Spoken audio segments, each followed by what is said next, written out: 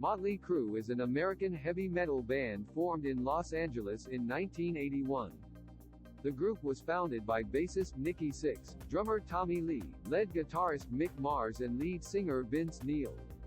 Motley Crue has sold over 100 million albums worldwide. They have also achieved 7 platinum or multi-platinum certifications, 9 top 10 albums on the Billboard 200 chart, including 1989's Dr. Feelgood, which is Motley Crue's only album to reach number 1, 22 top 40 mainstream rock hits, and 6 top 20 pop singles. The band experienced several short-term lineup changes in the 1990s and 2000s. These included the introduction of vocalist John Corabi, who was Neil's replacement from 1992 to 1996, and drummers Randy Castillo and Samantha Maloney, both of whom filled in for Lee during his absence from the band from 1999 to 2004.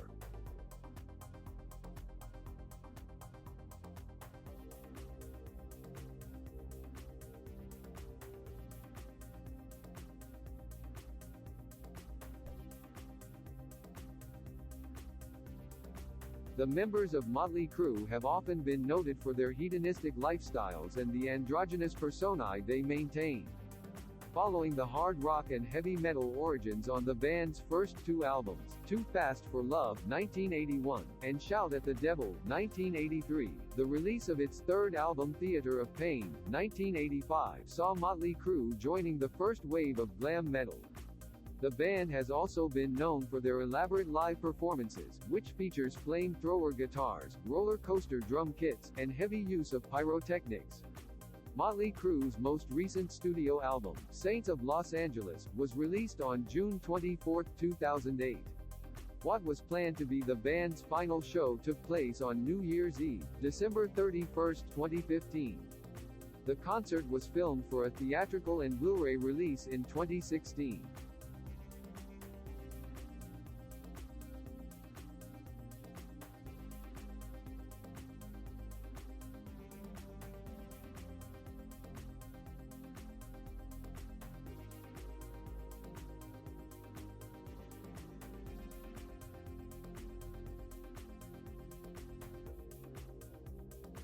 Hey, I just washed my hand. Don't you hate that when you pee on your hand? No. Okay. I just washed my hands, so that's why they're wet. How you doing? I'm alright, and you? All right. You enjoyed the tour until now in Germany? Yeah, to Germany. Yeah. In Germany, then you walk over to France, is that right? Yes, Strasbourg. Oh, Strasbourg. Could you tell me why in America you have more public as here in Germany? Is there any difference between the German kids and the American kids? Actually, the German kids, I think they're a little rowdier.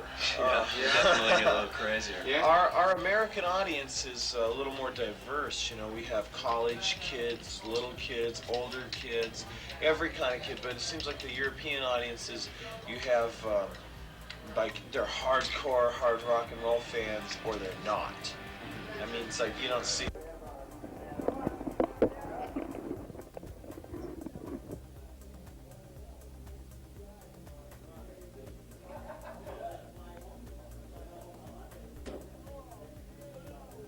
Oh no! And the bottle is still intact. Am I cursed? Do you think that depends because in America more heavy metal concert as here in Germany? Go ahead, T-Bone. Well, yes, you. What'd you say? I ask if what do you think if that depends because in America more heavy metal concert as here in Germany? You know what? In America, you can bring a lot bigger production. You play a lot bigger places. Here, you're playing to, 3 to 8,000 seat theaters and halls. So the difference is that you're playing to a larger variety of kids there. We're playing to just a very hardcore audience. I don't see one being better than the other. We love coming to Germany, all of Europe, and all of Great Britain. We have a great time. We can't bring as big a show, but I think we bring one of the biggest shows that's ever brought. Yeah, that's true. They canceled also some show parts here in Europe because in America you had a much bigger show as here in Germany or in Europe. Yeah. And also, you sold already over 2 million records in America. How is the selling rate here in Europe and in Germany? I don't know. We haven't checked lately. Don't care. I'm sure we'll find out. When we, I don't care. I'm sure we'll find out when we leave. Yeah. Yeah. Okay. And Tommy, you playing your drum solo is one of the best parts in the show. From where you got the idea to play in this strange form, you know? Came to me in a dream. No, I always wanted to do that. Originally, I wanted to go upside down, you know, but they said it wasn't possible, so We'll do it next year. We'll do it next year. Yeah. Is there a big difference to play in this strange form? You have to train that? Well, yeah, it's a lot different because gravity wants to pull your arms down, and you got to pull them back up to play. So the drums weren't made to be played in that position, so it's definitely different. Okay, showtime. All right, man. Let's Roll. take it Wish easy. you a nice...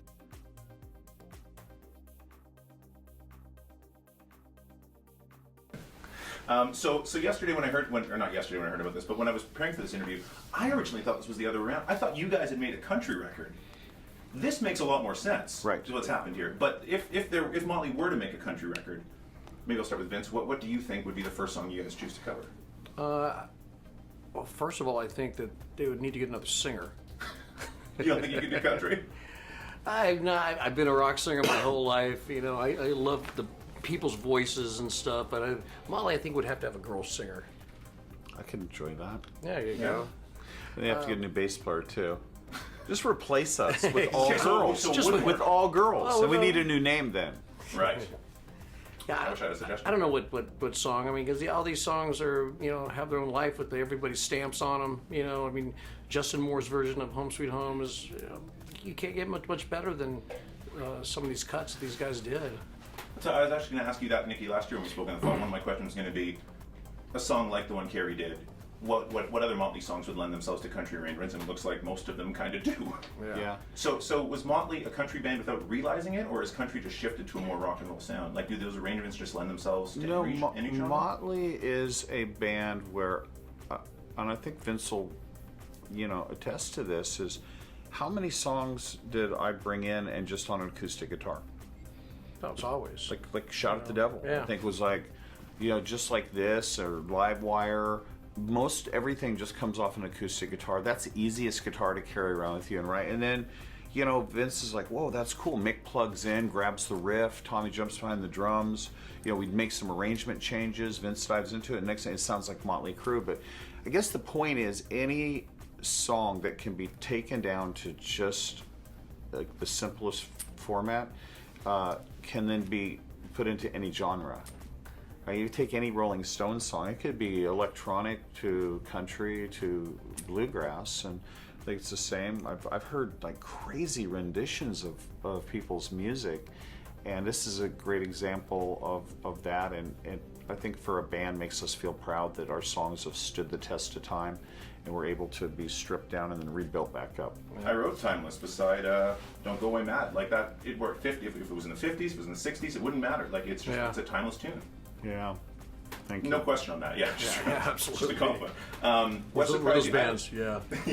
Yeah. There's your interview. Sorry. I have a feeling I know the answer to this one after listening to the record. But which one surprised you the most, listening to the different arrangements? I think the Mavericks. For me, I think it's for everybody. It's like, I mean, listening to that song, what they did with it, it's made it so cool. I mean, who thought Motley's song would be calypso, Latin, country?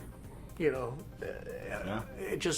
did an amazing job with that song, and like it's one of those songs you just can't get out of your head after you hear it. It's crazy. Yeah.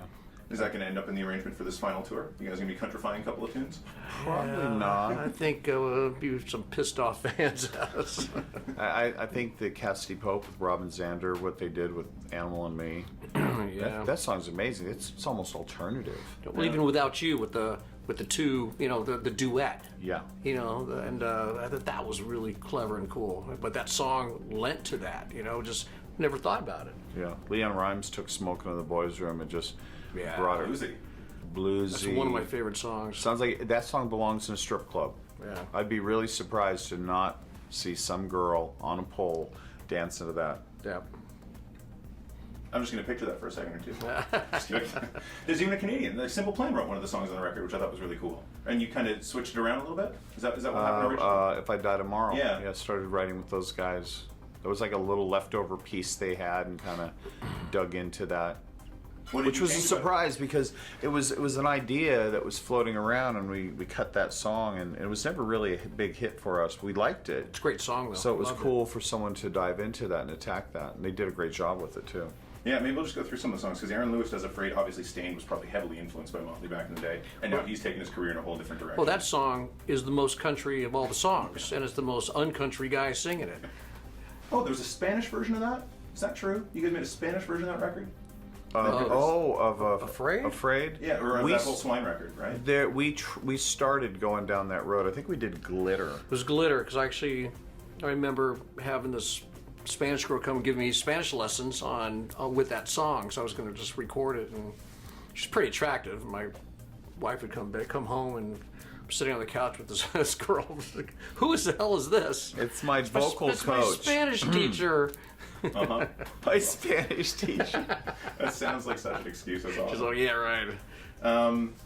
Wild Side. You've said that this is some of your best writing. Thank you, and you said it, not me. Oh, I have? Yeah.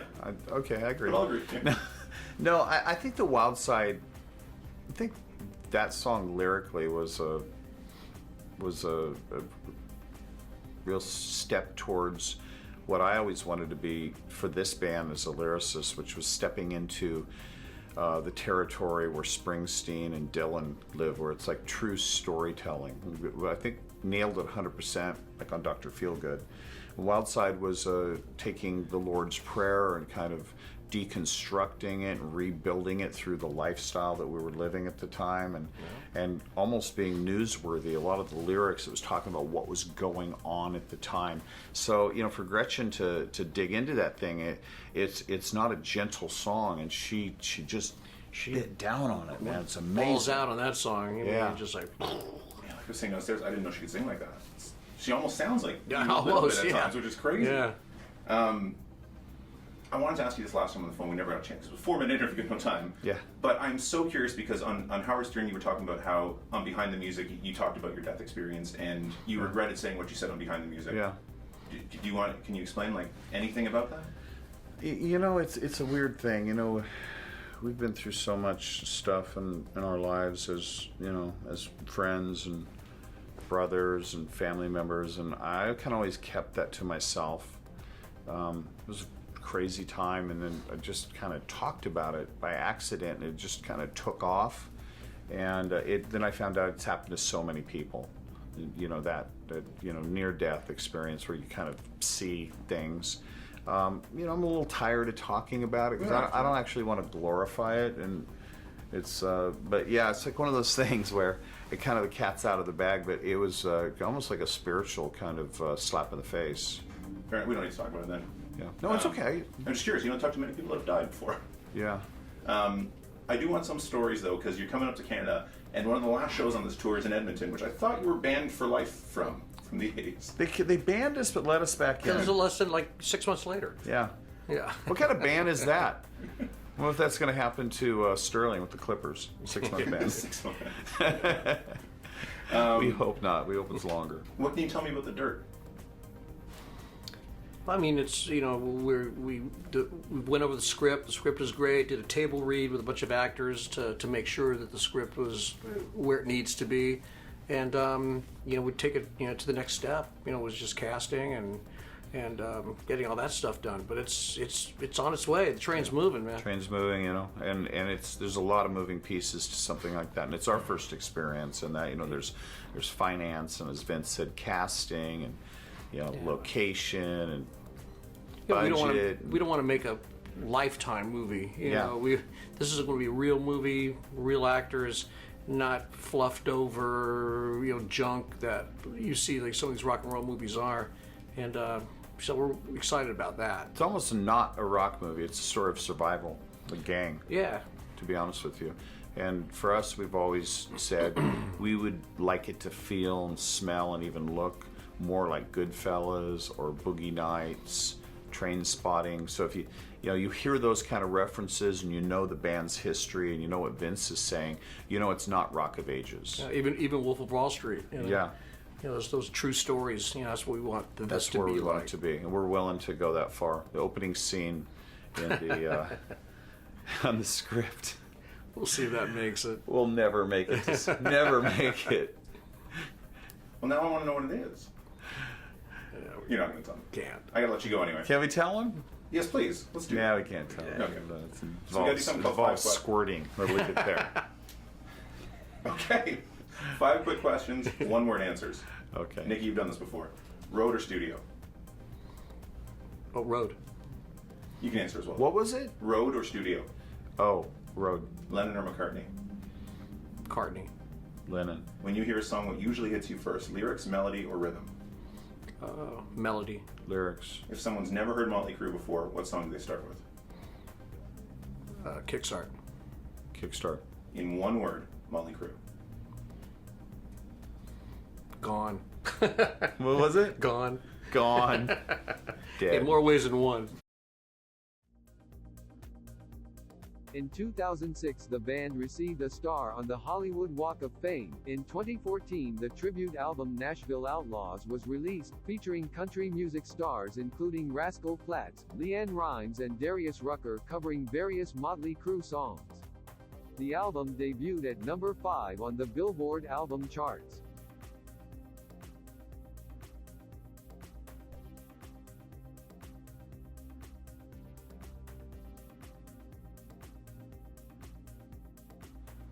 Man, today would be really hard. Brutally hard. I think so. I just think so because it's, there's that. I don't know.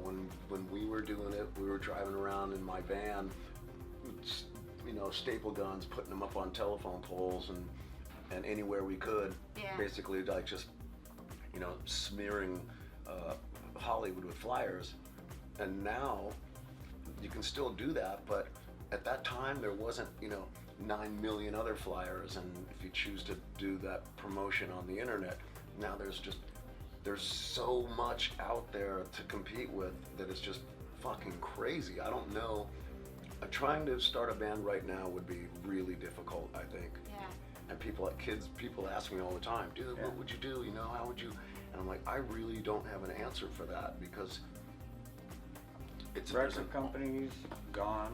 Yeah, there's no support The from only labels. really thing that I believe that you could do to even like break the ice is to write like a lot of songs. Of course, you gotta have good songs. Yeah. Find some kind of distributor, publisher. Do it pretty much yourself, but you can get a publishing deal to help you. Out with things. But now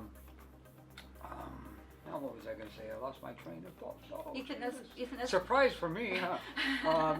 But I think the future really is like streaming the music. Yeah. Would be. I don't know. I feel like I'm still a kid. There's something about just the way I am, and so I stay excited about many things. Yeah. And when we go on stage,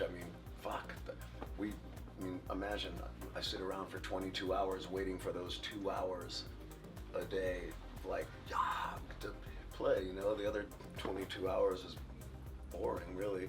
I'm sure it's not in your life. Okay, I'll take that back. It's not boring, but I really look forward to that. Yeah. And I don't know. I've just always had that kind of little kid energy about anything. And to answer your second question, it was the best gig. Yeah. I don't know, Mick, what's one of your favorites? You should go over it. I gotta think about it for a second. It's hard to pick one. We played at the Marquee Club. Oh yeah. On the Foreskins. Yeah. That was kind of radical. I think Tommy, you stage dived, right? Mm-hmm. And you were down there at the bottom suffocating him. Yeah. Trying to get him out of there and stuff. That was a fun gig, I think. That was really fun. playing the first time at Donington at the Monsters of Rock. It was like Yeah, that's serious. that was a great one. Another one, the first time we played a semi-big arena was the Santa Monica Civic. Oh, yeah. Way back in That's where we got signed. 82, yeah. No, we got signed in Pasadena, did we not? No, We're that's Tom Van Halen. came to the New Year's Evil show we played. Yeah.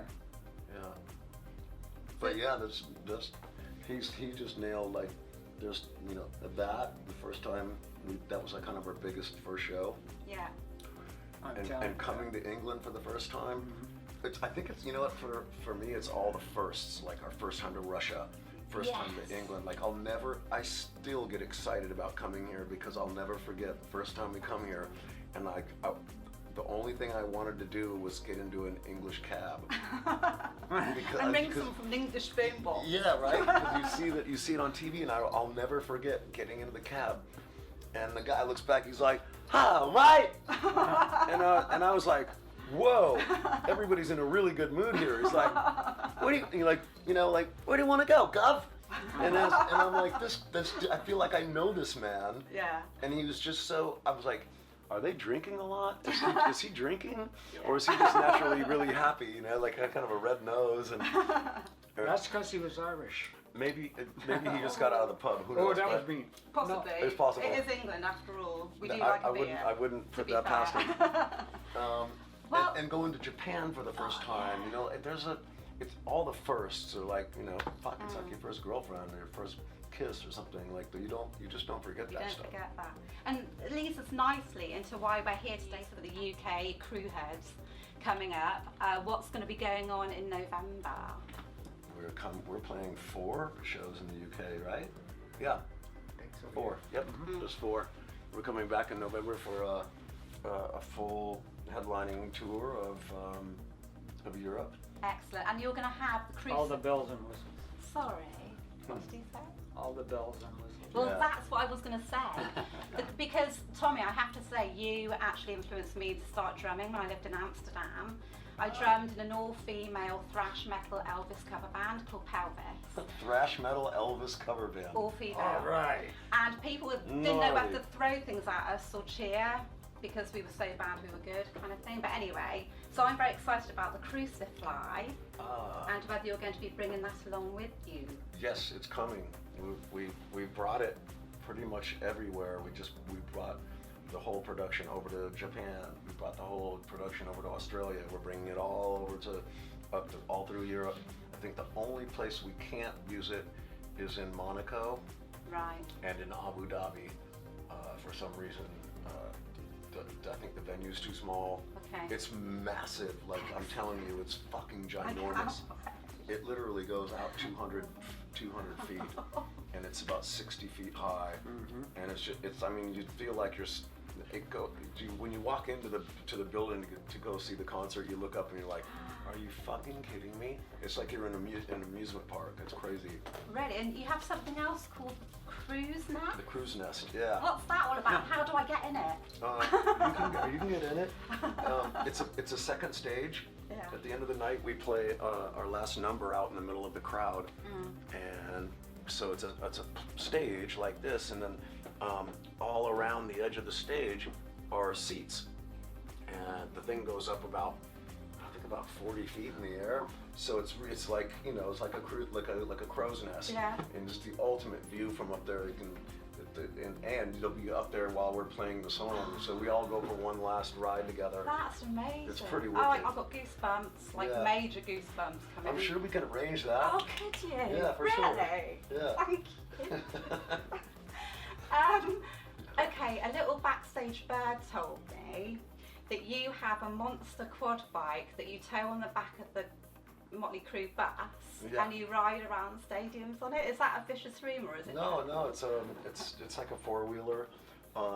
It's just kind of that's what I used during the summers, at least, when we're playing these big outdoor amphitheaters everywhere. There's always these cool dirt trails and around lakes and up mountains, and so I like to go during the day and blow off some Brilliant. steam. Oh, Just- that's so cool. Just my daily transportation vehicle. Excellent. Boys and their toys. It's fun. Brilliant.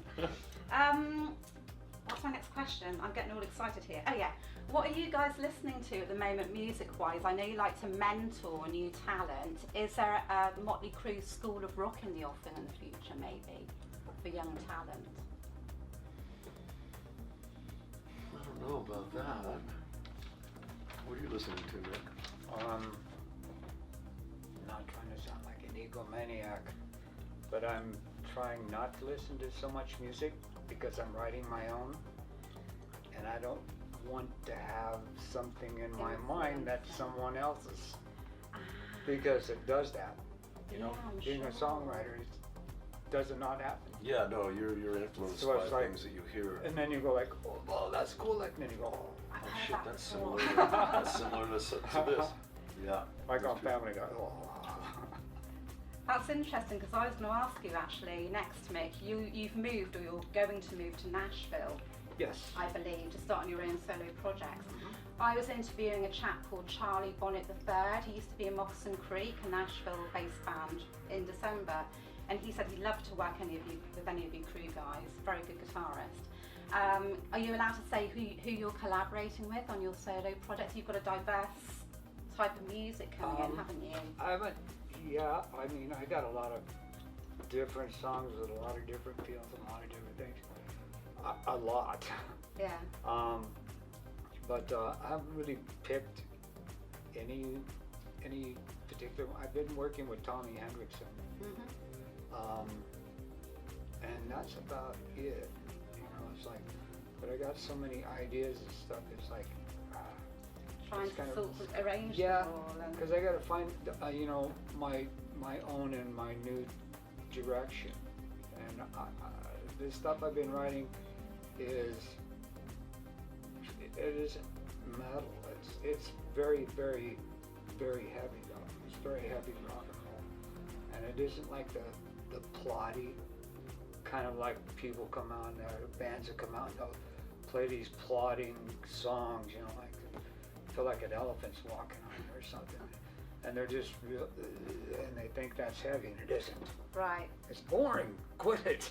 I can't wait But to yeah, so it's I like. know what you mean. People Yeah, think of it's- its plot, like, that's yeah. heavy, but it doesn't necessarily mean that's so, does it? Yeah.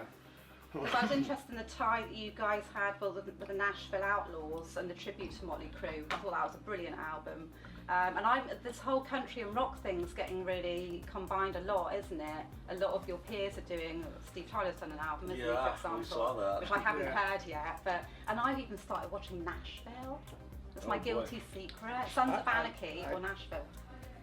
A lot of, I have to say that 90% of those guys that are in Nashville, the guitar players, the steel guitar players, all those guys like that, play amazingly, but you know, it isn't my style. It's not your style. No. It's true rock I mean, and roll. they play like, you go like, what? And it's all really, really crisp and clean, Yeah. you know, and rockers, you know, but they're really good, but you'll never catch me doing it. Okay, fair enough. I think we're running out of time, and I had loads more questions to ask you, so I'm a bit gutted actually. So what I'm going to have to say is, I asked my Michelin star chef friend Simon Holston to design some popcorn for you guys. So he's designed some, I'm scared. and I'm gonna. You've got wet Popcorn, wipes it's gonna here, blow up right? on us. Yeah. Smoking in the boys' room popcorn. Oh It wow. looks like ash, but it tastes hot as hell. Oh my god. And here's some wet wipes in case you need them to clean It's your gonna be- fingers off after. You guys see this? It's black. So thank you, Simon, Thanks, for Simon. the popcorn. Oh, Thanks, that's Simon. awesome. I'm gonna take my gum out. I hope you like it. You might hate it. No, I'm sure you won't It's hate got it. quite a kick. Yeah, It's we a like bit like chewy. wasabi, it goes up the back of your nose. Are your eyes I'm watering? black all over. Want to try some? There you I've had go. some. Oh yeah, of course you have. Yeah, let's open that up for you. You gotta do this, T-Bone. See what you think. Hope you're not allergic to chili or anything. Oh my I'm god. kind of scared of curry. I did it once. Yeah. It's. Oh, thank you. It's I'm hungry. Okay. It's good. Good. I'm glad you like it. It's a That's little gift- awesome. It's a gift to say thank you for speaking to us. Aw, So thank you very much indeed. Oh, it's been Thank nice you. to see you.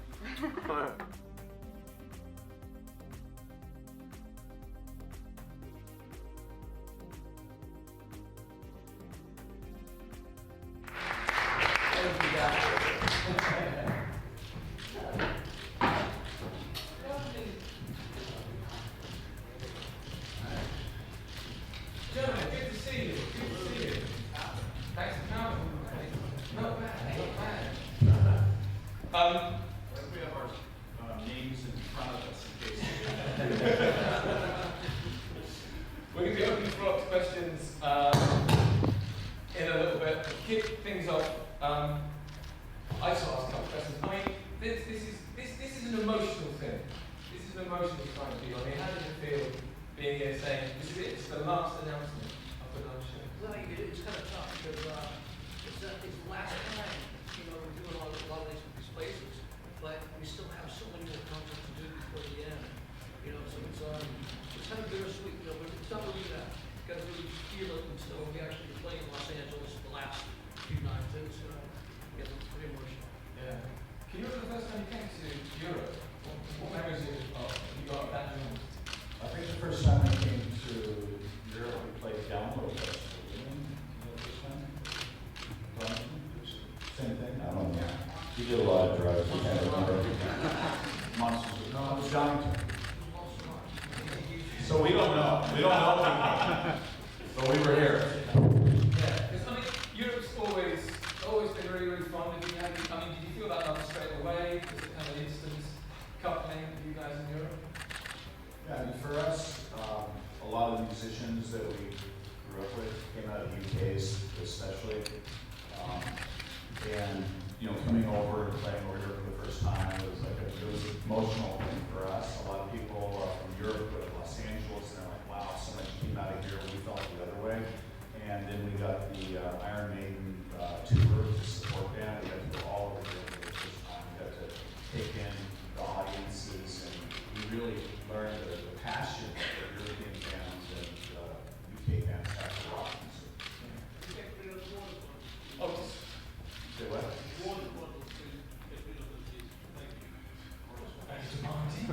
That's good. We've got there should be a gentleman or maybe a microphone. We're going to start putting the flow. Here we go. Wonderful. If you have a question, please hang straight away. Gentleman with the black shirt on. Your name, where you're from, and your question. My name's Leo, I'm from Star Radio in the UK. My question, first of all, is to say I also can't believe the Motley Crue Law Society, something that I never thought we'd see. Guys, you also signed a contract saying there'll be no more touring. Now that the world tour is underway, have any of you had any private regrets about doing that? Are you getting into the groove so much you might want to continue? Any regrets,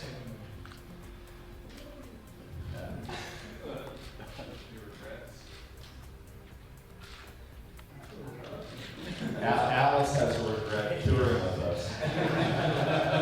Not at all. Was it a question of, if you do this, you want to get on top, you want to go at the right point, you want to feel like we're, quitting at the zenith, is that the point? Tell me. Was it a case of kind of thinking, if we do this, we've got to do it at the right point, we've got to be at the right point in that bit, not on the side when we're doing really well?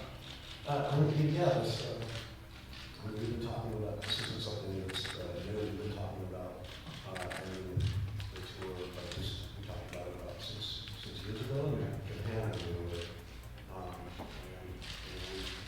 decided on trying to figure out how do we want to end this.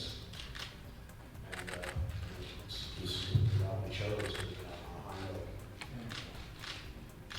Does that answer your question? That's not. Another question from the floor, please. And a gentleman just over there. Hey guys, Jared Reddick from Planet Rock. How you doing?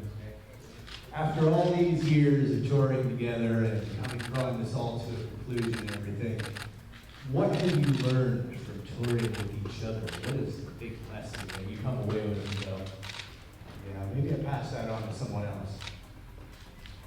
What have you done about each other? On the road. That's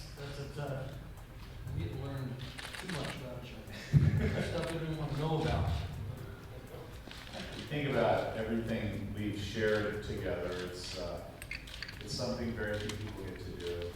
It's more than a family. We've got to experience the highest highs and the lowest lows together. We've been best friends, and we've been at odds with each other. And, we've done stuff that I guess we probably never even had an idea that was possible. We kind of we went by blind faith and passion and love for music, and we just, accidentally woke up, and it's been almost 35 years. It's just kind of amazing. I mean, it's remarkable what you've reached in your career, and many other bands, kind of peers or groups around the time have kind of faded away. You guys, you're still doing it and doing these huge things. I mean, what is that? Is it down to reinvention every so often? What do you think you've survived?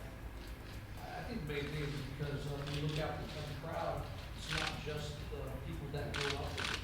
It's not 50-year-olds out there. It's their kids and grandkids. We became a multi-generational band.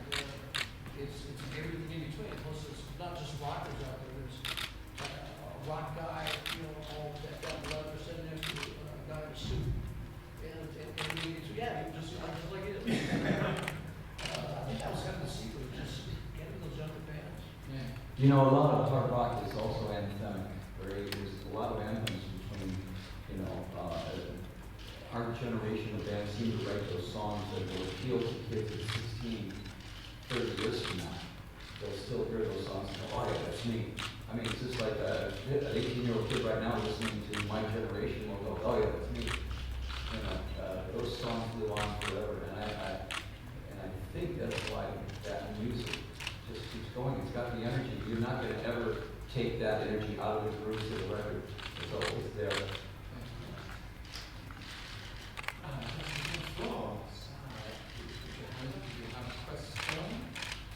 By the way, a record is a black thing that goes around. Put a needle on it. I mean, we are lucky to have you here.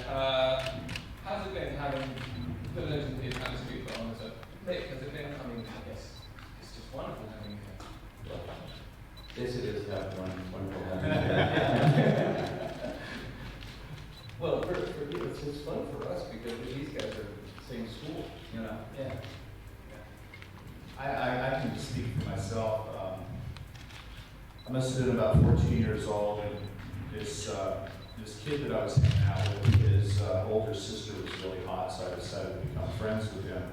And he took me to his house, and I saw this poster. I'd never seen anything like it before. It was this man-woman with a snake. And I go, what is that? And he goes, it's this.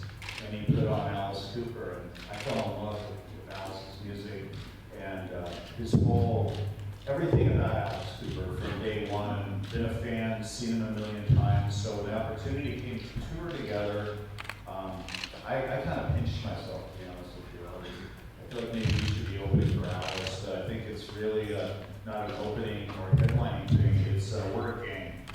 It's like all of us are doing this together. We're really proud to put our final stamp on our career with Alice next to us. Thanks. So how do you go about putting together a set for these shows? Final shows? Then is it just going to be shows and something that's just going to be just not the people there, as Alice says, and stuff? You need music yourself? Yeah. You've got to play the hits. And there's always going to be those people that go, why don't you play some obscure songs? People that it's part of a career. But, there's always going to be this business of people, but you still have to play the songs that everybody really wants to hear. And it's fun for us to play these songs. For me, I go there, I love playing those short bills. Wild style. This is going to be the biggest production in terms of the stage sets and everything that you've ever done in Europe, ever. Going out on a high. So Tommy, is it right that there's going to be like just a little four-piece drum kit, like little jazz kits, quite quiet, low key, little cymbals? Is that right? Is that how it's going to be? Would you tell me about the monster? Tell me about what people are going to get to see. Drum lights. So basically, this will be the largest production that we're bringing over here to Europe.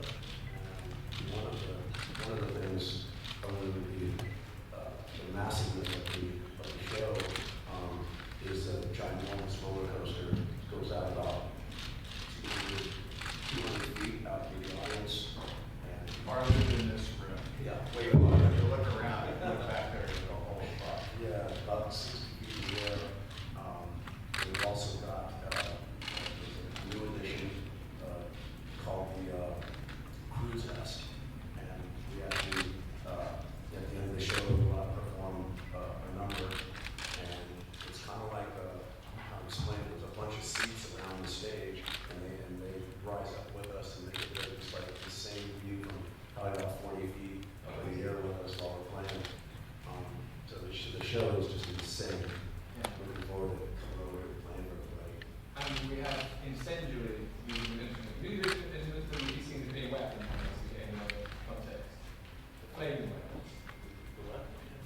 Flaming instruments. Oh, flaming instruments? Yeah, we have so much pyro that they have to put a fire retardant on our stage clothes. There's been times when when we're putting our shows together, we're running through everything. I remember, where was that? We all had to jump off. Tommy had to jump off his drums. We had to jump down into the pit because it got so hot on stage. It was in Vegas, right? You know, the whole show was just based on fire. So it's a big part of our show. You know, our pyro show, we've been developing pyro since very early on. We would hang around pyro companies and figure out how to do stunts. And you think back all the way to the beginning of Vintage to Lightning on Fire on stage, and that was the starting point of this kind of crazy journey with pyrotechnics and over the top productions. We worked really hard with developing fresh new looks, where we think that it's kind of the artist's responsibility to keep pushing the envelope. There's a lot of great stuff out there, but sometimes you see the same stuff at a lot of the same shows. So we really pride ourselves on trying to push that. The audience, you got a hand up? Oh, there we have one in the front row. Let's take with the microphone. Come over. There you go. I'll let you questions for one is with the answer. So, Christina from Sonic Shops, I was wondering, okay, it's on the concert to stop touring, but it's not really the end of the tour. There's a project we've been talking about for a long time and never happened, which is the move that occurred. So this could be a good time, maybe, to make it happen. Time frame on the movie? Yeah, so yeah, the dirt obviously work out now, you know, it's been talked about for a long time. Yeah. How are we looking? Any idea how close we are to the screen?